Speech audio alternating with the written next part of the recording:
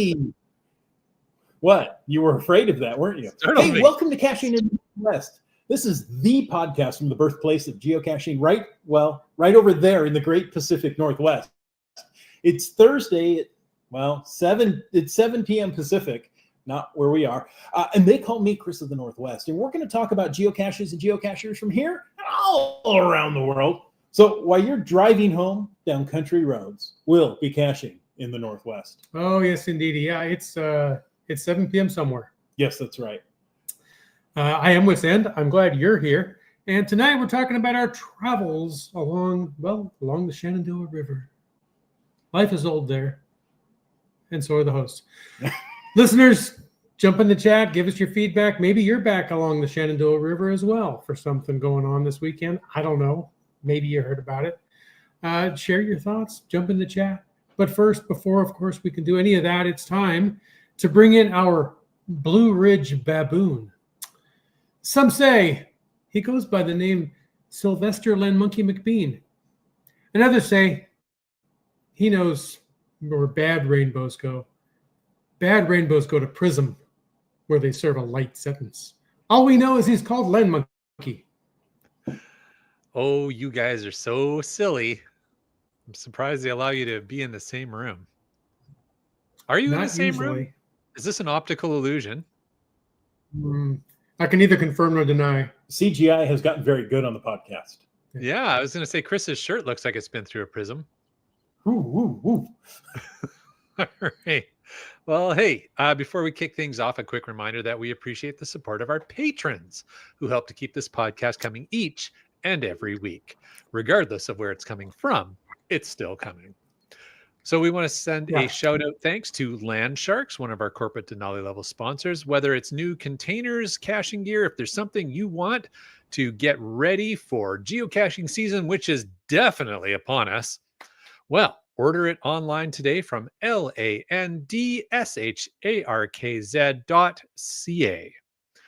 And folks, if you need an app for your geocaching experience and you happen to have an iOS device, may I suggest that you download Cachely version 8.1 with Cachely Pro?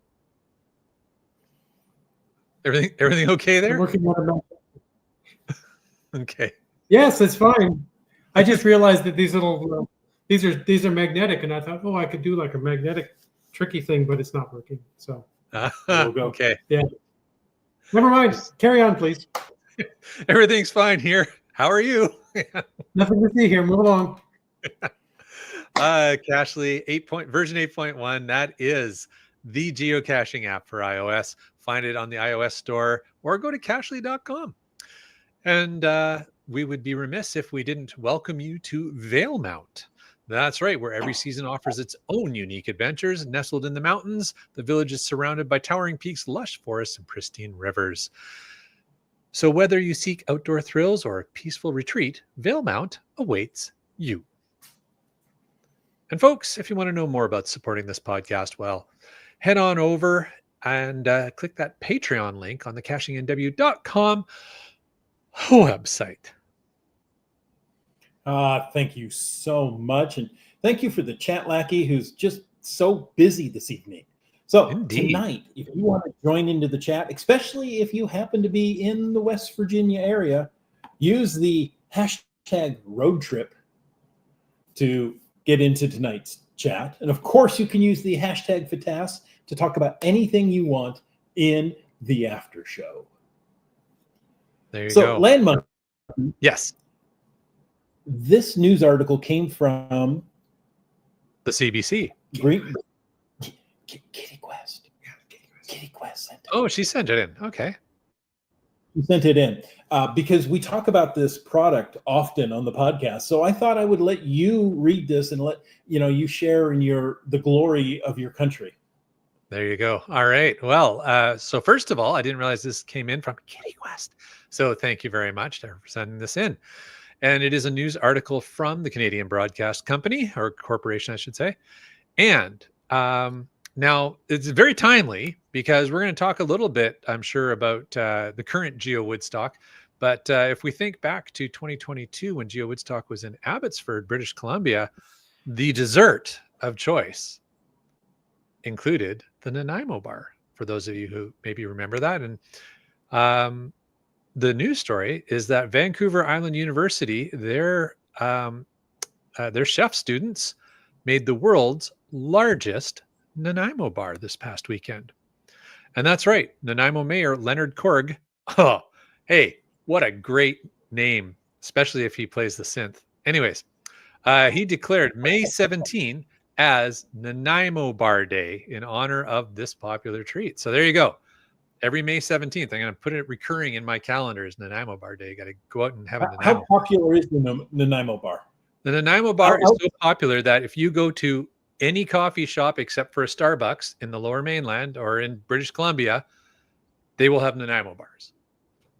It is a pervasive anywhere British on the Columbia mainland. treat. Okay. Yeah, and I don't know if they mentioned it in the text of the article here, but in the video, they didn't just beat the old record by a little bit. They kind of like blew it out of the water. So yeah. Sorry, I'll read this. It was like twice as much as the old record or something. They like really that. did. So it was massive. So it was 21.3 meters long. For those of you who have no idea how long a meter is, it's effectively a yard. And it weighed nearly 500 kilograms. If you want to convert that to pounds, multiply that by 2.2. So over 1,000 pounds. The project was inspired by a previous record set in Ontario, and they aimed to bring the title back to Nanaimo. There you go. Of course they would.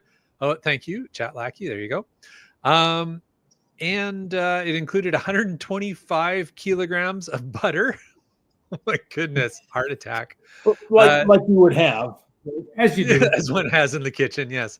68 kilograms of dark chocolate. And beyond setting a Guinness World Record, the event served as a fundraiser to purchase new ovens for the university's culinary programs. So faculty, students, and even alumni worked together, with some traveling from as far as Scotland to contribute to the effort. And the bar will be displayed on campus. This is old news. The bar will be displayed on campus before being shared with the public. Well, it was shared with the public immediately that weekend. I don't think a 20-meter long Nanaimo bar is something you're going to have laying around on campus for too long. Yeah, even so, I'm pretty sure there's no evidence left. I watched the news story on the local news channels up here that weekend when they were doing this, when the record was set. And they had, I believe they said they had close to 1,000 people from the community showed up to get their free piece of Nanaimo bar. So, I mean, why wouldn't you, right? Right? Pretty cool. 20 meters long. It's 70 feet. That's huge. It was amazing.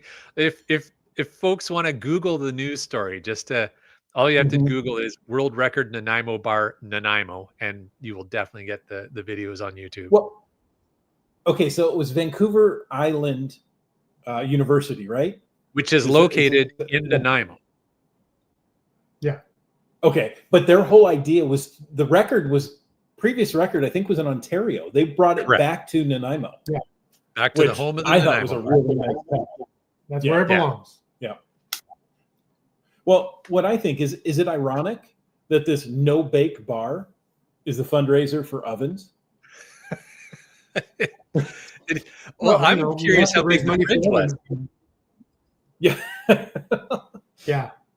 I was thinking, well, how do you bake something that big? Oh, wait, it's a Nanaimo bar. They're not baked. Yeah. Okay. Are they set in the fridge? Yeah, that's usually what happens. Yeah. I have no idea how they made it in the winter. If you made it in the wintertime, you could just get it outside. So, well, let's see. What else is there? There is... you do have to melt the chocolate. Okay, well, okay. I'm sure they could find a way to melt chocolate. Usually you just put it in your pocket, and that takes care of that. You got to have a pretty big pocket, though, for that Nanaimo bar. Before you read the headline of this next one, I have to say, I read the headline. You know, it's a geocaching article. I get alerts on geocaching articles, and I looked at that and I go, that doesn't look right to me. But go ahead and read it. Well, the headline reads, geocaching enthusiasts celebrate 25 years of the Oregon-born hobby? Well, no, it's a Washington hobby. Oh, wait, no, it's Oregon-born. That's right. It was just a different take on it that I hadn't seen before. Yeah. Yep. So this article from so I was just going to say, I think we get so used to like HQ is in Seattle. That's like the home of geocaching. Mm-hmm. We forget where it actually started. Yeah. Yeah. The article linked here is from opb.org. So that's other people's business. I'm sure that's what that means. None of your business. It's other people's business. But it talks about an anniversary, an occasion we like to celebrate. Back on May 2nd of 2000, the U.S. government removed restrictions that had previously limited the accuracy of GPS for civilians, an event known as, we like to call, Big Blue Switch Day. I could say it's one of the only good things to come out of the Clinton administration.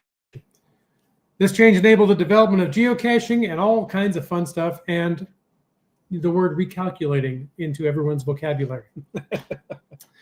And as the article mentioned, the first geocache was placed in Oregon near, I think it's Estacada, I forget what's how to say that. Just exactly one day after the policy shift. So, did they know this shift was coming? Had they been wanting to place this cache for a long time and GPS restrictions wouldn't allow that? I don't know.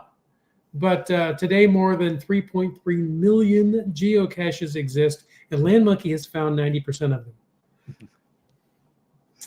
So there's a block party in September, block party event to celebrate geocaching's 25th anniversary. I assume that's in Oregon, this specific block party. From Oregon. Yes, from Oregon. Oh, yeah, Oregon. And then they talk about what geocaching is, which I don't know that we need to go through. No, that's true. I will tell you, I've been in contact with Oregon. I don't quite know how to say it. I want to say Oregon, but there's only one O in it. Yeah. And they are going to come on and talk about this big event they're having in September. Is it a CCE or is it a block party? It's listed as a block party. Yeah, block party event. September. So they're excited to come on. I love to promote local geocaching organizations and let them, share what they do because it's so vital to the hobby that we love. And if you're looking for pronunciations, the block party is going to be held in Shampooey State Park. That ends with a G, by the way. Yeah. Mm-hmm. I thought it was Shampoo the first time I saw it, but I have a friend that grew up near there, and it's Shampooey. Shampooey State Park. Yeah. The jury is still out on whether Soapy Boy will be there with the Shampooey or not. That's a whole other discussion. Well, another thing going on today is Thank a Volunteer Day. So this very day right here, go thank your volunteers, whether that be a chat lackey. Well, there you go. Heather's a member of, is it Oregon or Oregon? It's Oregon. Oregon. So there you go. Thank you. So thank a volunteer. Geocaching says after celebrating 25 years, we've been reflecting on the incredible ways this hobby brings us together through adventure, collective cabaret, collaboration, and community. I'm good with the collective cabaret. The collective cabaret? Come to the cabaret, my friends. Sorry, Chris. I'm going to keep reading. From the thrill of the first hike to the joy of finding community, a large part of this wouldn't be possible without the volunteers who play a major role to make it happen. And I'm interjecting that there are more volunteers than there are employees at geocaching.com. So your volunteerism is incredibly important. So whether you found a new geocache today, found one on a faraway vacation, which we did kind of both today, have hidden a geocache, or even use geocaching.com or the mobile app in a language other than English, or use the forums, or have a geocaching community volunteer. You have a geocaching community volunteer to thank. There are several types of volunteers in the geocaching world who deserve our appreciation. There you go. And that includes there are 400. I was going to say that includes people who are active members of the geocaching associations like GeoOregon and WSGA, BCGA, and name your favorite geocaching association. Yeah, that's right. So Heather's a member of GeoOregon, and so is Hawaii Maile. So there you go. Thank you, guys. So there are 400 worldwide geocaching community volunteers, reviewers, EarthCache reviewers, translators, forum moderators. They dedicate their time absolutely free to help this game go forward. So, there you go. All the people who hide geocaches volunteer to do that. Yes, they do. Especially if they maintain them. Bounce has his shirt. Community geocache hider. Nice. Volunteer hider. Okay. That's awesome. Very cool. Well, so yes, lots of news. I think we got through it all.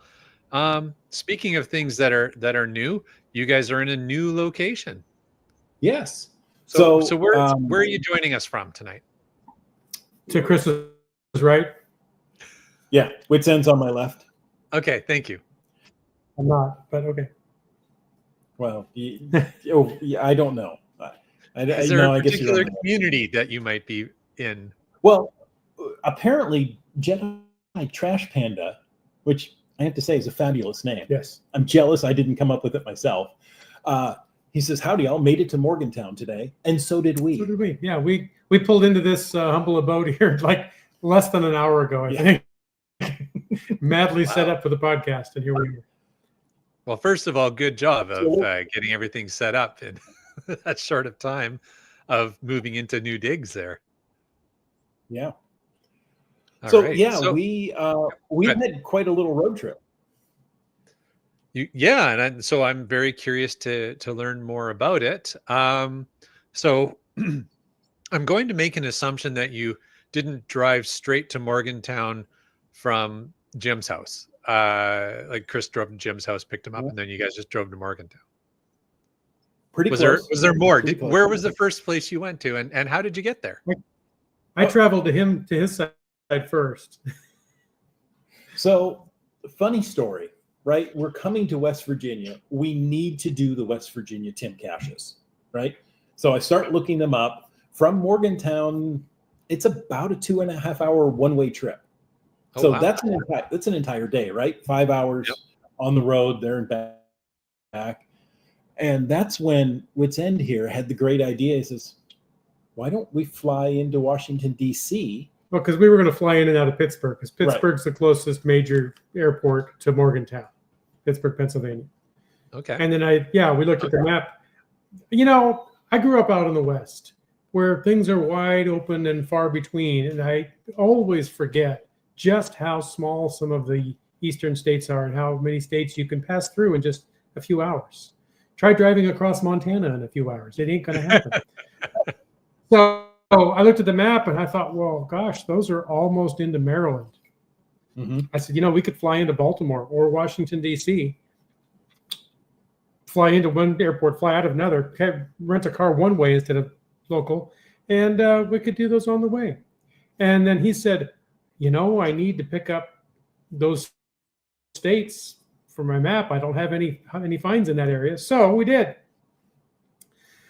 On an outside of geocaching note, I'm trying to get to all the Major League Baseball parks with my son, preferably, but just to get to all of them. So when I learned we were going to fly into Pittsburgh, I asked him, I said, hey, would you mind maybe going to a baseball game while we're back there? He said, sure.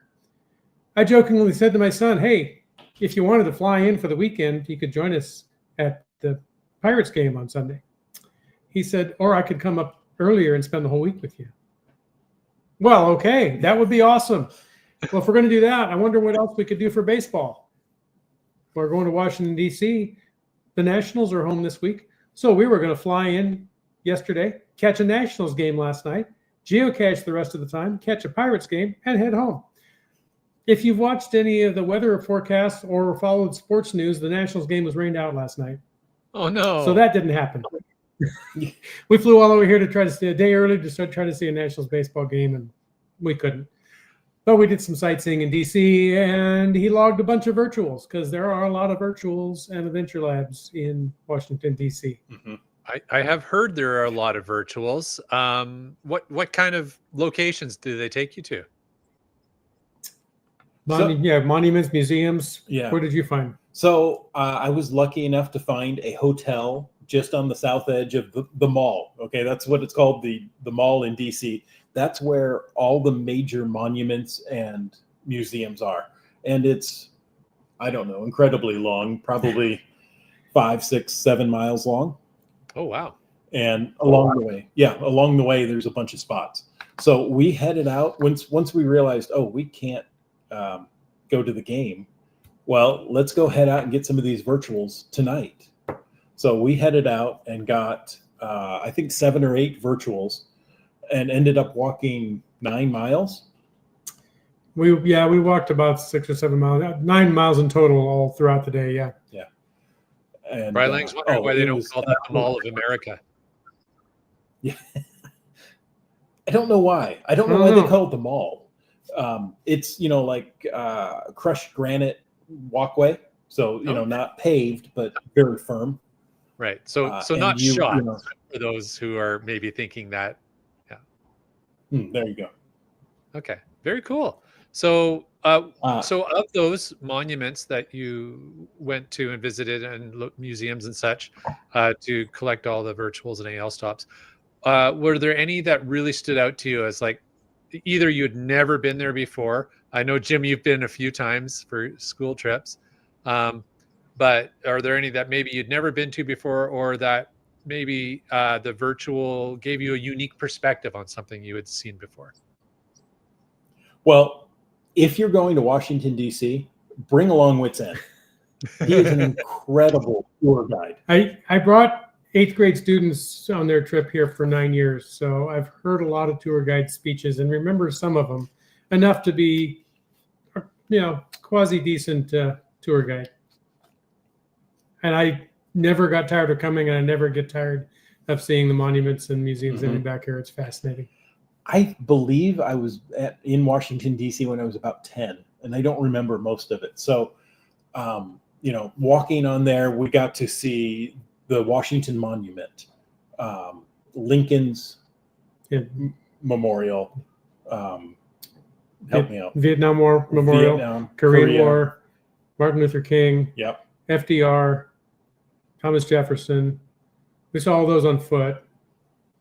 Walked last night, and it rained through a lot of it, so we got to dinner soaked, but it's all good. Then today we got up in DC. We drove around the baseball stadium that we couldn't get into, so at least my son could see it. I drove as close as I could get, which is, no surprise. You can't drive up to a lot of the big buildings here because of security reasons. But I drove in past the Supreme Court building and the Library of Congress and the U.S. Capitol building, and kind of as close as we could get to the White House. And we went to see the Iwo Jima Marine Corps Memorial and the Air Force Memorial. We could see the Pentagon and Arlington National Cemetery from a small distance. And was there anything else we saw there before we headed out? So that means very much a whirlwind tour. Oh, and then on the way out of DC, if you're into aircraft and spacecraft, the Smithsonian Air and Space Museum, historically, it's a small space on the National Mall. They can't fit as many planes and aircraft and spacecraft in there that they own. So I don't remember what year it was, quite a while ago now.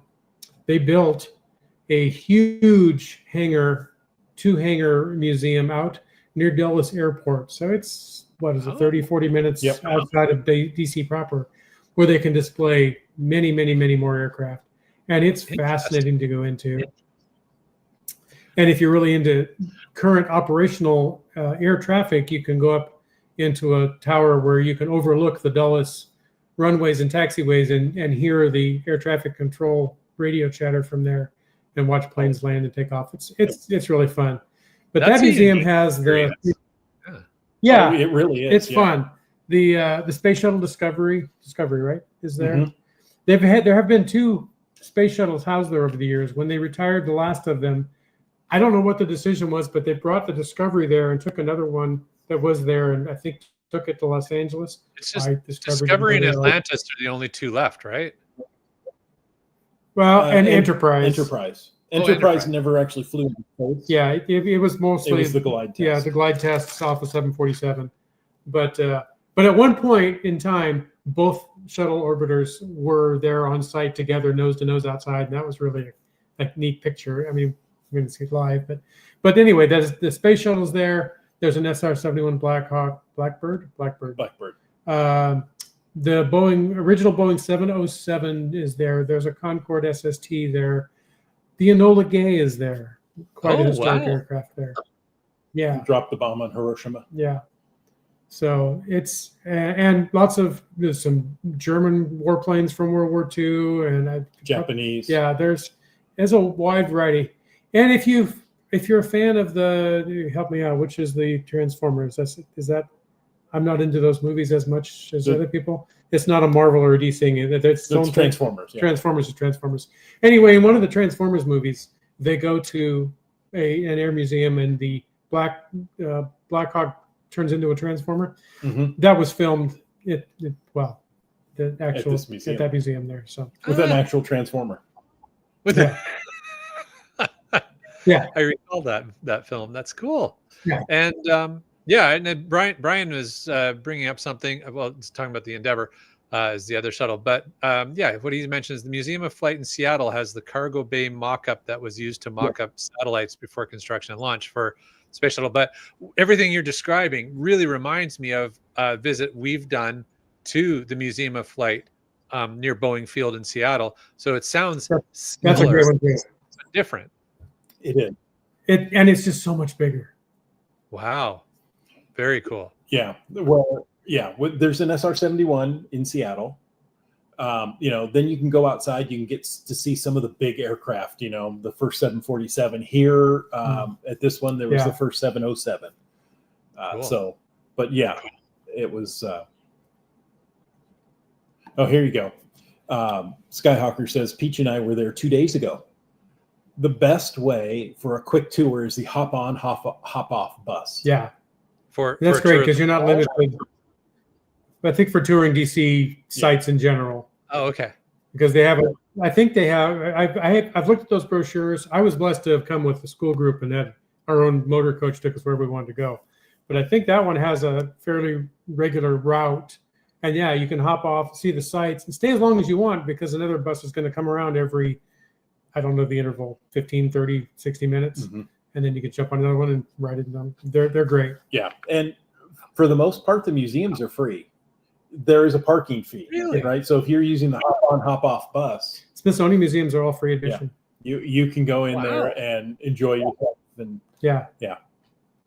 Very cool. Now, the Udvar-Hazy Air and Space Museum, which is the huge one by Dulles Airport, the museum's free to enter.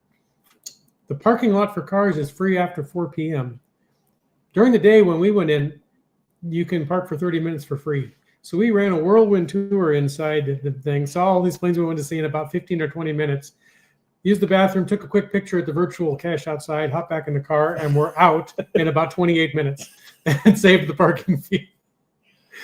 Now, I could have spent all day there, but we had geocaching planned for the day. Yeah. And while this is so cool, I regret I didn't spend more time, but that wasn't the plan. You could definitely spend all kinds of time there. And one of the things I had to take Chris by and show it to him. It's one of my favorite pieces of memorabilia there. It's not actually an aircraft or spacecraft, but back when I was a kid, we didn't have CGI in the movies. We made models a lot. And the hero model of the mothership from Close Encounters of the Third Kind is there in a display case. And it's a lot of fun because model makers, they have fun with stuff. And there's a little tiny R2-D2 on there, and an airplane, and a little graveyard. And I think there's even a Volkswagen bus on there somewhere that you'll never see in the movie. I saw a submarine. A submarine, yeah. It's kind of fun to see, but it's probably, I don't know, it's probably 4 or 5 feet across. It's pretty good sized, and it's just fun to see. And of course, there's no lights or anything on it. No, there are inside. Inside, yeah. but it's not, all doctored up for the movie. It's just a Black Hulk right now.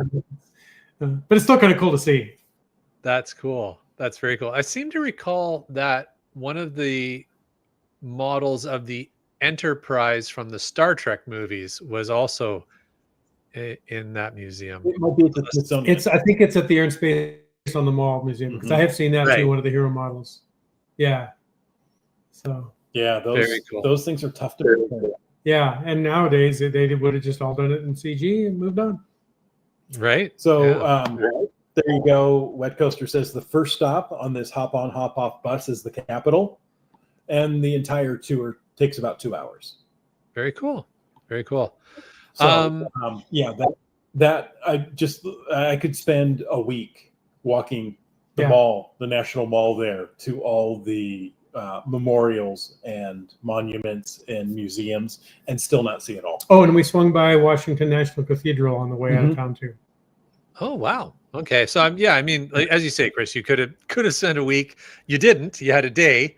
Day and a half. Day and a half. Yeah. Day and a half. So once you enjoyed all of these amazing things you saw in the DC area, and some geocaching as well, where were you off to next from there?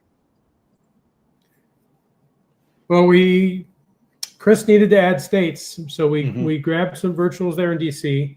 We grabbed some virtuals in Virginia, so that was the Air Force and those kind of things. So now he's got those 2 states, and then DC is a territory or whatever. But it counts as a souvenir. Yeah, he gets a souvenir. And then we made a few stops in Maryland. So he picked up 3 there. And today I'm in West Virginia. So that makes 4. Which was a new state for me. I already had Maryland, Virginia, and DC, but I have never been to West Virginia before today. So very cool. Very cool. And West Virginia obviously is... Oh, yeah, go ahead. I was going to say, if you're going to West Virginia, you've got to get some WV Tim caches. Right? So that was our goal today. And the whole reason we flew into DC is because it's about 3 hours to WV Tim caches. 2 to 3, depend. Yeah, depend. Well, the way we did it took about 3 hours because we made it a little longer, as geocaching does. Yeah. And then what was it? 2.5 hours from there to Morgantown. So what we would have spent on the road if we'd come into Morgantown, we did it this way, and I got 3 extra states. So, or souvenirs. Wow, that's pretty good. Geocaches like you. Yes. Yeah. Thank you. I think this is a Lookout Lisa Cash Advance shirt. But very, very apropos for Geo Woodstock. Yes, there you go. So there you go. Are you almost home in West Virginia?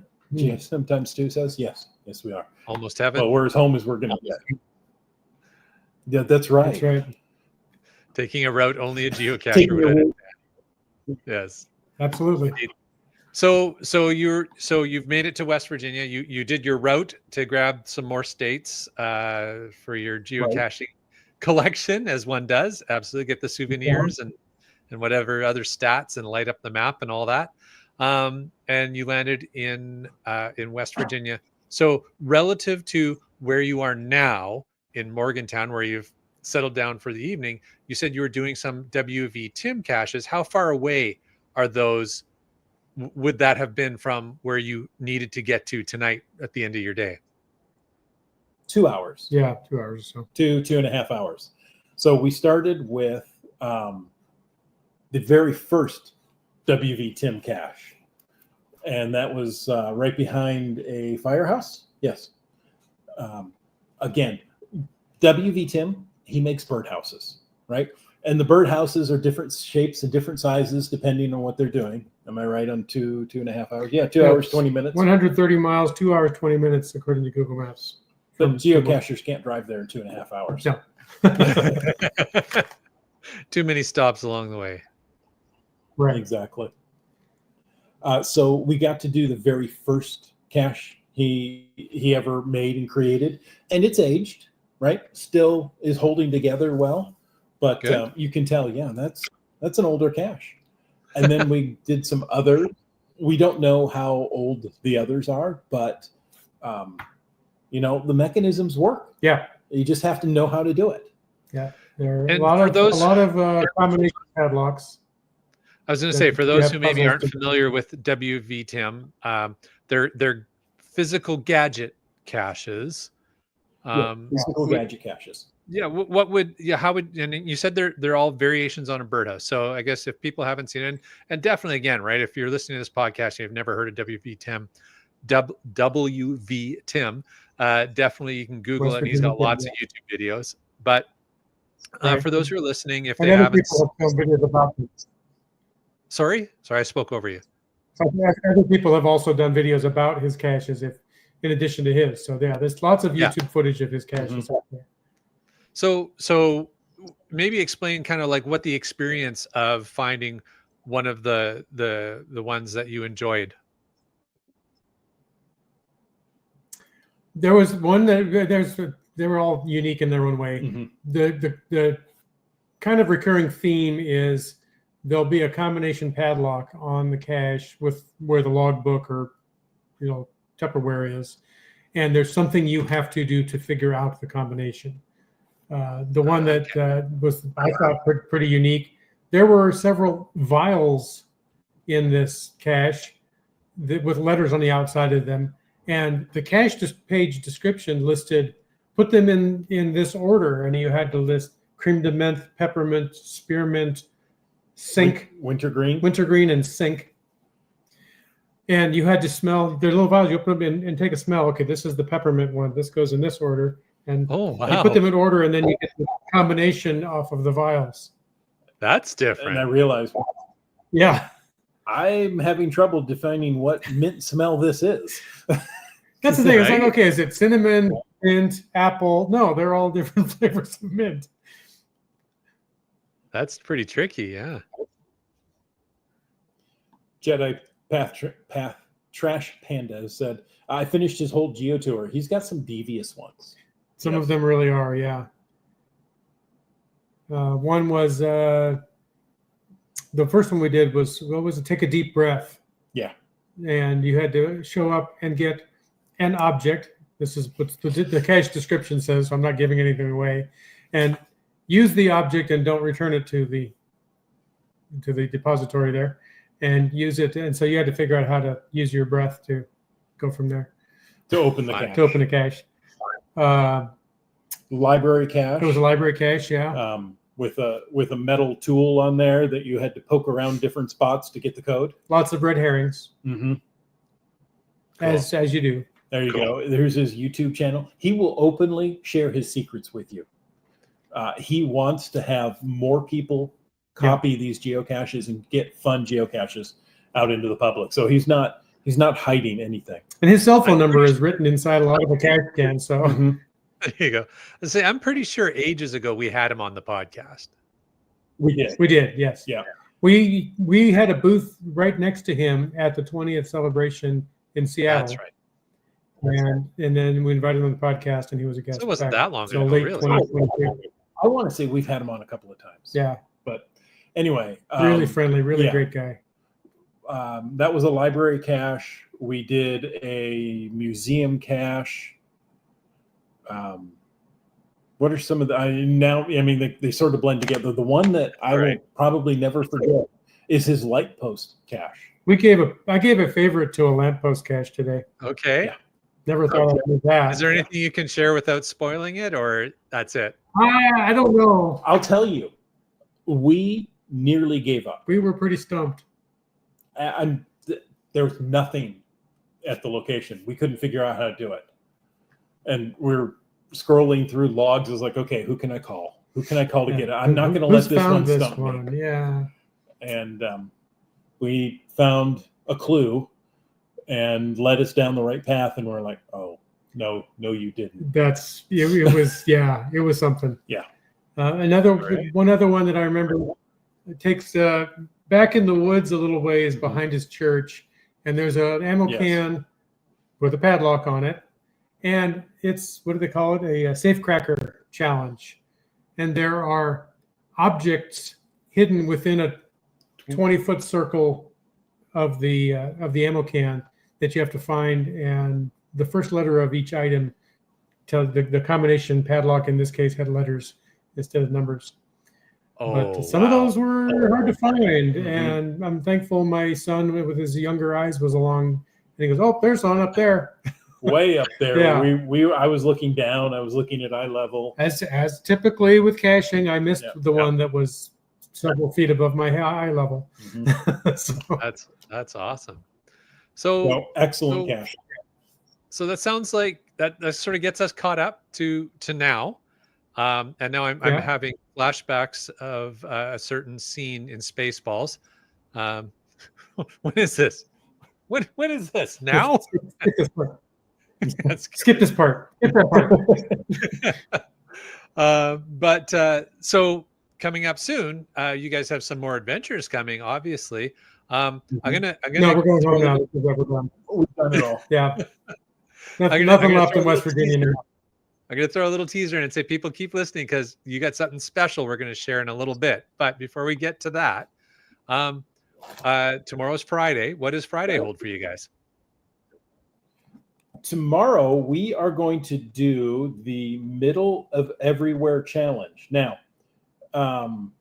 It's Challenge or Geotour? Geotour. Geotour. I'm trying to look. CRS 98 put up on the Discord server. Our Discord server. Go to the cachingnw.com. There's the link to the Discord server. Sign in. There's great information. It's hopping. Getting more and more popular. Yeah. For those coming to Geo Woodstock, here's my early bird review of things to do. Middle of Everywhere Geotour, 2 thumbs up. All 20 caches. It's 20 caches. All of them are good. Several are excellent. Plan on a full day for this. The Cryptid Quest Geo Art, where you're looking for cryptids, he gives it a 2 out of 5. It's a full day of LPCs and GRCs, guardrail caches, in shopping malls. Oh, okay. And then there's 4 caches to do while you're here. Dense Run Covered Bridge, Radio Frequency Identification, Cache Odyssey, West Virginia, and Thanks for the Laughs. So thank you, CRS 98. Those are going on our list. So we want to do the Middle of Everywhere Geo Tour tomorrow. Yeah. It's going to be fun, 20 caches, and apparently it's going to take most of the day. Yeah, there's a couple of events that we might try to make it to. There's one in breakfast hours and one in the evening. So. And then we still have to hit the rest stop with what's that? With 600 Geolab or Adventure Lab locations. We don't really have to, but we're probably going to. I figure we can do that after a long day. Just sit in the car for a couple of hours. Jim's if the rain really picks up, shoots through the roof. Jim's fine count for this year is going to be astronomical. You're never going to hit a year like this again, Jim. So I looked at my stats today while we were having dinner, and I'm already, I forget the exact number. You're within number. like 5 of your my 2 best years are slightly over 200 finds for the year. There's a couple other ones that are in the 160, 150 or something. I think I'm in the 140s right now for this year. So yeah, by tomorrow it'll probably be my best year ever. That's awesome. Best. Jedi Trash Panda says, don't forget about the Cache Across America cache. It's just east of town at Cooper Rock State Park. There are so many quality caches back here that we won't be able to get to them all, but we're sure going to try. Awesome. And little tacos here at a hotel in Morgantown.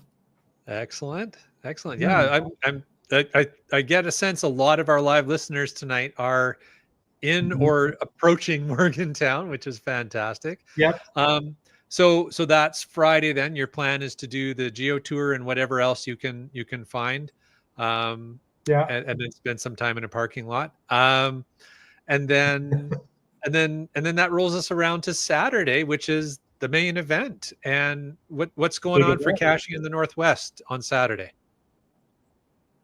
We don't have a booth. Last year at Flagstaff, we didn't have a booth.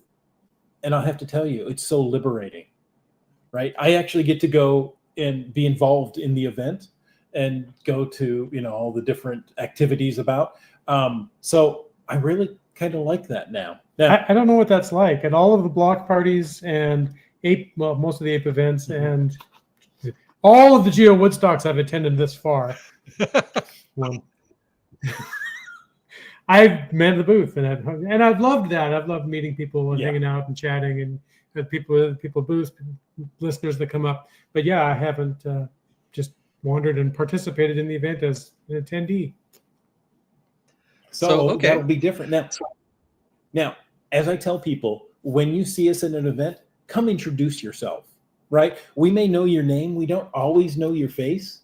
And I'm not all that good putting faces with names after a period of time. So make sure you introduce yourself. We've got gifts for you. He asked twice today who I was, so it's nothing personal. This weird guy kept getting in the car with me. I didn't know who he was. I don't recognize him unless he's in a little video box on my computer, I can't tell you the number of people like, wait, I know that voice. Where is he? So Chris, I said earlier that we had a surprise we're going to share, and I think that's maybe what you're getting ready to do. So if people, that's right. If people spot you guys at the event, what's the special gift? What's the thing that they can maybe ask for? Here we go. We've got cashier cards. You want to get a set of 4. There are 4 of them, right? You want to get that set of 4. Come and ask. I'm doing like the old school DVD screensaver. Nice. The whole set of 4. Come and see us. We'll just hand them to you. If you're a patron, make sure you remind us. And we've got Caching in the Northwest magnets for you. Ooh, very stick nice. them on your fridge. Stick them on your car. Stick them on somebody else's car. It's been known to happen. They may not notice them right away. That's right. Just saying. May take a couple of days. All right. Jedi Trash kind of wants to know if the cashier cards are autographed. Not yet. You'll have to find us. And it also depends whose autograph you want on which card. True. Land Monkey, can you teach us your signature when we get off air here? Oh, yeah, I see no problem with that happening. Okay, thank you. You could also use your ATM pin and your mother's maiden name, please. Yeah, exactly. Well, I'll tell you what, if people collect them, they can definitely get Chris of the Northwest and Wits End to sign their cards. And the other 2 cards, well, you'll have to come to another event and find the other 2 of us and bring your card and we'll sign them gladly. Maybe there's going to be a mega event out in the Washington way later this summer. Oh. Maybe you'll have to go away, Jay. Yeah, right? It is highly probable. Also, if you're a patron, we will sign your cards if you sign our shirts. Ooh. We have shirts with all the patron names. Didn't know this was a thing. We want you to sign our shirts wherever your patron name is. Go ahead and put your signature on there. So the shirts you guys will be wearing at the event have the names of all the patrons on it? Yep, correct. They look like a concert style shirt, where they have all the locations of the concert. Yeah, we did that for the patrons on the back of the shirt. That's very cool. These must be very large shirts. They're huge. They're like bed sheets. Me, yeah.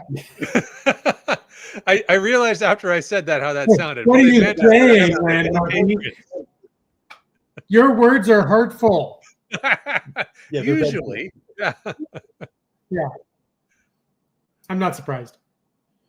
So Hawaiian My Laces, can you mail me a set? Of course we can. Not the shirts.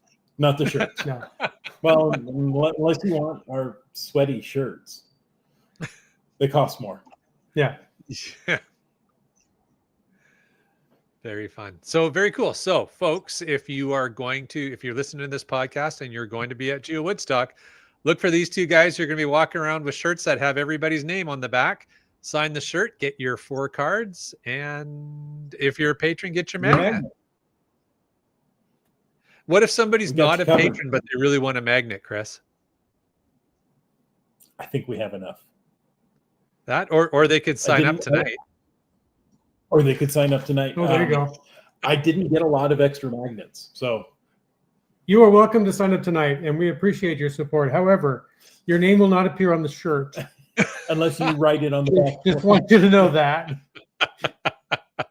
It's not magic. I'm not that good, okay?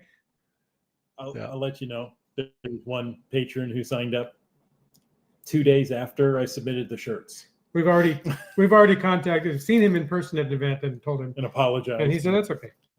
So I don't know if there's always a cutoff. There's a brick of magnets here. There may be more in somebody's suitcase. I don't know.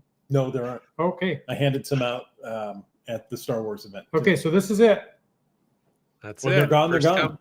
First come, first serve. There you go. Mm-hmm. Now, in previous events we've been to, Chris, you've been known to have unofficial Caching in the Northwest events. Is there one this year? I haven't thought about it. I thought, we need to eat on a regular basis. I don't know why that is. But maybe we'll have a meetup at a restaurant or something. So I haven't thought about it. I don't know the location. We just got into town, and I feel a little behind on the planning of this. So fair enough. No pressure. Very cool. All right. So maybe somebody wants to put something together and feed us. Oh. No. Oh.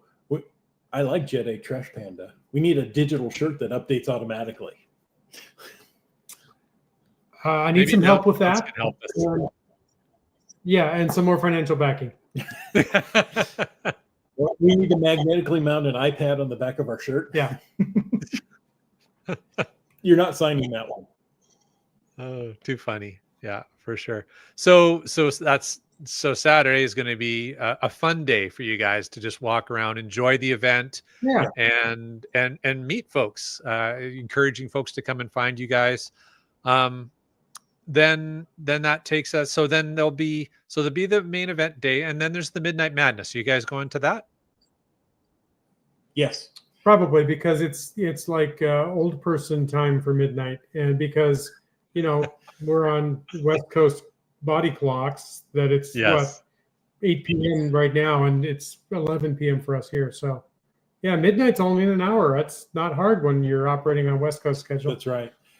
I've been asked to be part of a Family Feud style game, right? With geocaching influencers against lackeys, I believe it is. So this should be interesting. Is it going to be like a Family Feud to the death? How's this going to work out? Have you seen the game show Family Feud? I have. I'm just giving you a hard time. Okay.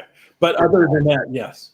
I think there's arm wrestling involved and maybe some thumb wrestling. Oh, I hope so. Thumb wrestling. And we do have a couple of lackeys in the chat tonight. JT Coffee is a little concerned about how this may turn out now. But do you know which lackeys you're up against yet? No. Oh, so you can't even trash talk or anything. No, so I'm just doing general intimidation at this point. Okay. We'll get a little closer. I'll focus that intimidation to 5 particular lackeys. Are you allowed to share who the other influencers are who are joining you? Or are you sworn to some secrecy? I only know 2 of them, so I don't know. I'm not going to say anything. All right. Okay. So folks definitely are going to want to check. I assume that's a main stage event in the afternoon or something? At Midnight Madness. That's specifically at Midnight Madness. At Midnight Madness, yeah. Okay. And Gia is sighing with relief that she's going to be able to not have to thumb wrestle with Chris. Okay. So we can maintain our friendship. Good. That was good to know. Good. Yes. Awesome. So, well, that sounds like a lot of fun. Going on. Yep. So yeah, it's a whirlwind event. And I should say, I think we're the only live geocaching podcast this week. That, because everybody else is busy doing event stuff. Is traveling. Right? Yeah. And then they've postponed their podcast for a week. But caching in the Northwest, we should be committed. I mean, we're committed. Yeah. Yes. And yes. Absolutely. And on that note, I do have to thank you guys for making the extra special effort to make sure you were able to remote in for the podcast tonight. New t-shirt slogan just dropped. Yes, we should be committed. And a special shout out to my son who's sleeping on the fold-out couch in what is now a podcast studio. So he can't go to bed until we're done podcasting, or at least he can't go to sleep. And I guess we better wrap it up soon. But with that, we say thank you for tuning in to Caching in the Northwest. Well, before we do that, just there is one more day. You guys did mention that Sunday you have some plans, and maybe real quick, what's the plan on Sunday? Sunday we're checking out of here. We're going to do some caching up to Pittsburgh, and then catching a baseball game in Pittsburgh. We'll be at PNC Park, and we do not plan to fall out of the stadium. Okay, that's a possibility. There's a sad news story from 3 weeks, a month ago, so that a fan fell out of the stands. He was injured. So that's terrible. Okay, so don't do that. We won't do that. All right. Just wanted, in case anybody was concerned, we're not going to be doing that. Okay. All right. Thank you. I don't know if I want to go to baseball game. He's setting the bar for you, Chris. That's all. Yeah, and then Monday's a travel day home. And Monday's okay. So then for folks who like to watch us live, then next Thursday we're probably all back in our home studios. Yep.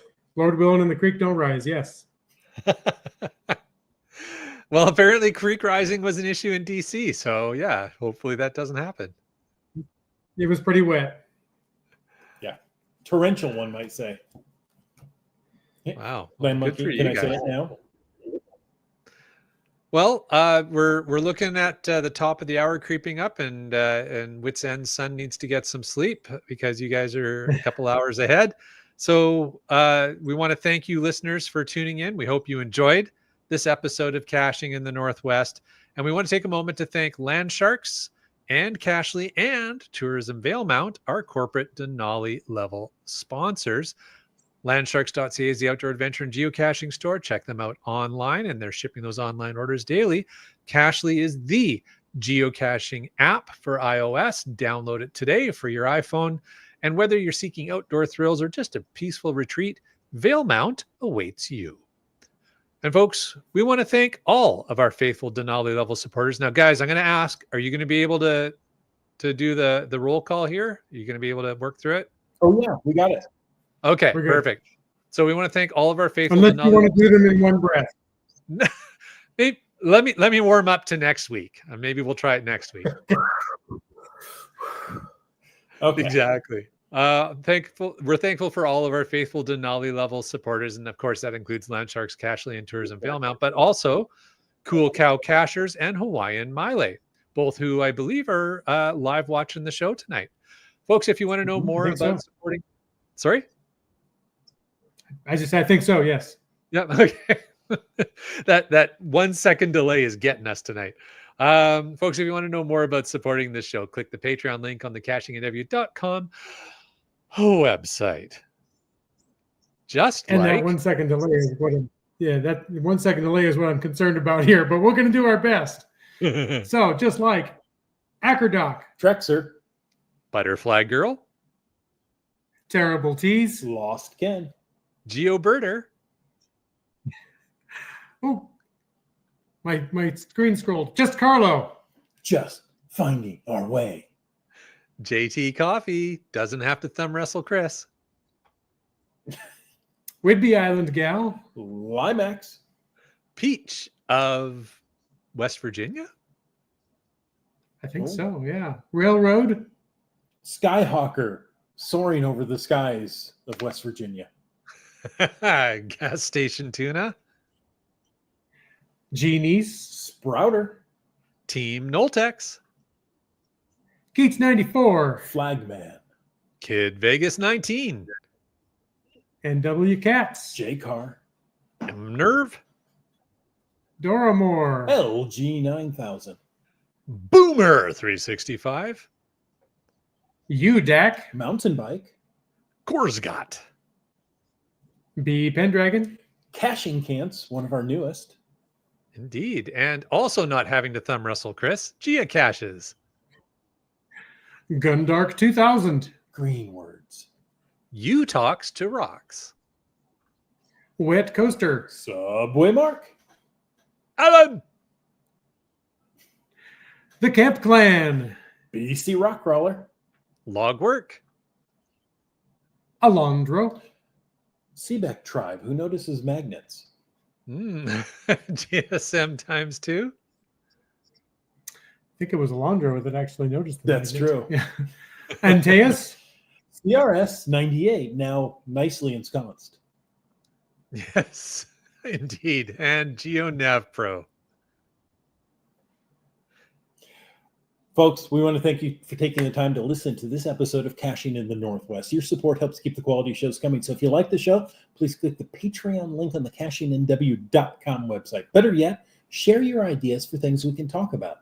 If you like the vibe, please subscribe wherever you get a podcast and give us a review. Those reviews are important. Now, if you were in a restaurant, you would tip. If you were in a live audience, you would clap. But since you're on a podcast, leave us a free, fast, fabulous, fantastic 5-star review. And of course, you can call into 253. There's a 5 in that. 693-TFTC. Leave us a comment, ask a question. Or you know what? Meet us at a Giga event anytime we happen to be there, day or night. And of course, you can email us at feedback@cachingnw.com. Join us every Thursday night at 7 p.m. Pacific, whatever time it is where you are, for a live show and even livelier chat. This show is produced by Chris Umfenauer, Jim Paulwitz, Jay Kennedy, and Brian Lang. It's licensed under Creative Commons Attribution 3.0 license, copyright 2025 by Chris Umfenauer. Folks, I ask you to stay tuned for The After Show. Oh, it's there too. Or Jay played it. I don't know where it is. It's around. we got all kinds of versions tonight. It's awesome. I was going to say, folks can leave a comment, ask a question, or sign your shirts any time of the day or night. Oh, there you go. Yeah. Very cool. Yes, and we are. What's up? Well, I had a chat with Wymax, and I was going to give him a new name, and now I've forgotten it. Oh, okay. Well, we got some fun after show comments here. First of all, Hawaiian Miley thinks it's very cute that you guys are sharing a bunk. And Skyhawker. We already shared that. Skyhawker giving us the pro tip about the hop on, hop off bus. Yeah. It's great. Yes. It's live action Limax. That's what I'm calling live action Limax. Okay. We had previously shared that Gia is definitely down with the shirt. It's not only cool, it's groovy. It's groovy. Can Gia sign that one too, Chris? Possibly, but that means I'm wearing 2 shirts in a day, and that's just no fun. Okay. You know what? Maybe I'll switch shirts between the regular and the Midnight Madness. And then you'll have to find me again. There you go. Just Finding Our Way has a FATAS, sharing some travel plans here. So if all goes well, I should color in the 6 remaining counties in Montana tomorrow.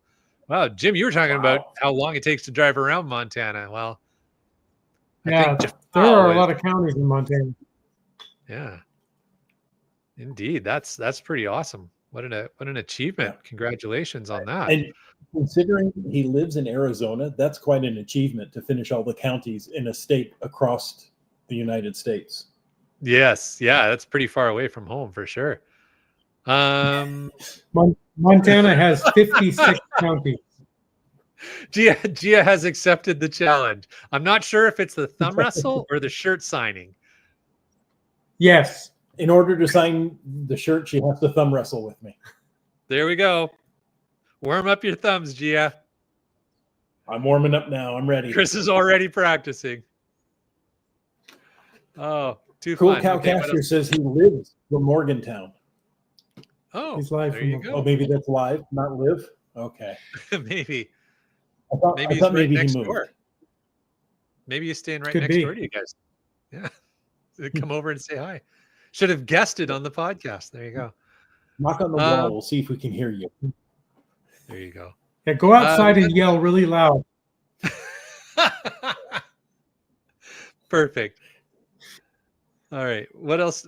Hey, we had a fun one here that came from GSM times 2. He wants to know who says route and who says route. Yes. When one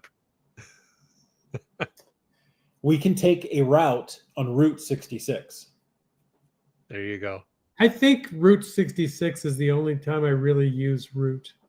I mean, we were on Interstate Route 68 today. That's true. Maybe, I don't know. I think I kind of interchange them, but Yeah. How do you route there? yeah. I think route. I don't know. I use route more as of a verb. Yeah, so route as a verb for sure, and route as how I mean, I say route 66, right? Yeah, but that's I the say, quote unquote old fashioned way, right? Yeah, well, I say it Route 66 because that's the brand name, right? Like that's the branding of it. But if it were any other random road and I saw it, printed or whatever, it would naturally I would say route. Yeah. There you go. GSM is bilingual and uses both. Okay. There you go. He's bilingual. What else do we have here? We had some fun stuff. Sign the shirt while thumb wrestling. Nice. Yes, indeed. Since we're in the after show, I'll share with you that this fine establishment that we're in provided, I wanted to put the show notes up on a different level, even with the camera. So I have the iPad on this stand that they provided just the right height that I could put the iPad on. It looks like a multi-function stand. Yes, studio equipment is provided here. And it's an iPad warmer. And I dropped the microphone too. Oh, I guess we're done if you dropped the mic. That's right. Mic drop. And in Canada, route rhymes with about. Yeah, route rhymes with a boot. Route in a boot. Yes, all of the above. Here we got some other FTAS here from Heather. Shares, while I was in Beloit, Wisconsin, I drove south into Illinois. There I found a birdhouse cache with a combination lock. Inside was an anniversary card for an avid geocacher couple. Well, that's kind of neat. Nice. Very cool. Neat story there. Should I add another card to the collection of 15 years of caching in the Northwest? There you go. Heather also shared, well, I guess follow up to that. I had a great time geocaching in Wisconsin last week. My first priority was Pike Powder Hike, Wisconsin's oldest cache. Well, congratulations on finding Wisconsin's oldest. Cool. I believe West Virginia's oldest cache is like a 2.5 hour one-way hike.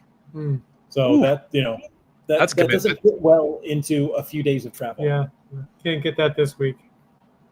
All right. Now I got a question here from Seebeck Tribe, a FTAS. Are you guys on LilyPad? I got to admit, I'm not. Is that a social media platform? I'm not familiar. Yes. So this is one that Jeremy has been working on for a couple of years. Oh. I used to be on it, but I believe that once it's gone out in official app form, I forgot about it and haven't downloaded it. So I don't know. I was on the beta. So I'll tell you here in a moment. keep talking amongst yourselves. Okay. Well, while we look that up, so I can tell you I'm not, since I didn't know what it was. Chris will look into that. And a little more news here from Heather. Her first Washington State hide will be active on May 25th. So just a couple nice. more days. Oh, Congrats. That's a good date. 5/25/25. Right? Very cool. okay. So here we are. Skyhawker says no hiking to West Virginia's oldest, 2-hour ATV one way. Did it on Sunday. Oh, okay. I remember talking about this when we had the guys on the podcast. Yeah. Right. So we have to find out, did they sell that extra seat? Well, he said he did it. He did it last Sunday. So yeah, maybe. There you go. And for those who are curious, here's a link to the Google Play Store for the LilyPad chat app.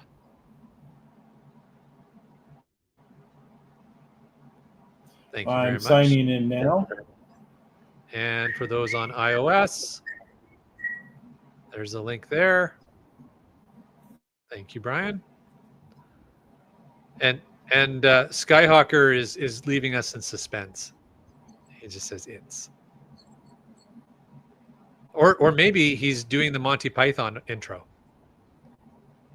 It's. Oh, my geocaching nickname doesn't fit with the LilyPad chat.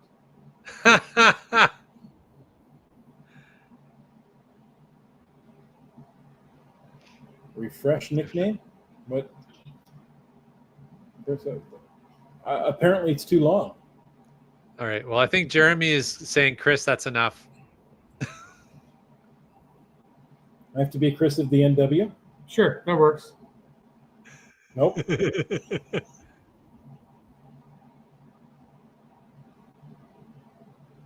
I have to work on this later. Okay. All right. Well, you'll update.